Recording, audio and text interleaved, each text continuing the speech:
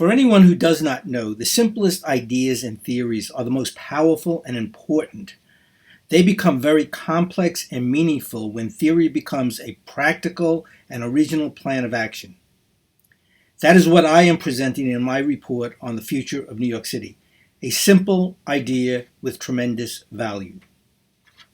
Almost no one believes New York City will automatically return to exactly as it was up until February 2020. At the beginning of February 2020, New York City's economy was booming. Most office buildings were filled, Broadway theaters and restaurants were filled day after day, and record numbers of tourists had been flocking into the city from around the world. A few of many examples of the health of New York City as 2020 began. New York City was still not perfect for sure. There are many issues to be addressed, as always, and too much poverty and injustice. COVID-19 changed everything beginning in March 2020. Even more, it has resulted in changes that will become permanent. Most of all, the meaning and value of office space. If businesses do not return into their pre-COVID-19 levels, New York City cannot return to its previous success. If they do not, it will negatively impact all 8 million New Yorkers, and as usual, the poorest and most disadvantaged most.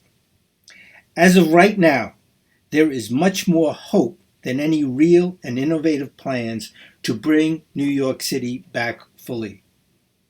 The good news is that this is an opportunity to make the city better than ever, more prepared for the future than before COVID-19, because cities, like all aspects of society, are always evolving. And as evolution has always done throughout the history of life on Earth, there will always be winners and losers. We must all ensure New York City is a winner, a big winner in this process of our post-COVID-19 world.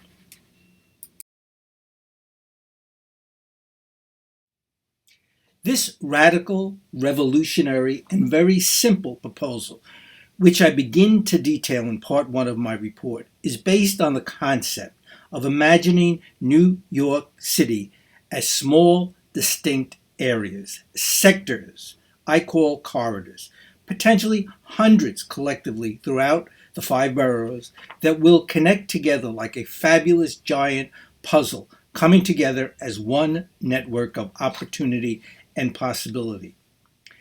The very practical aspect of this concept is a never-witnessed cooperation of stakeholders within each sector or corridor as they continue to compete among themselves, especially building owners and managers, most of all within business districts within the city.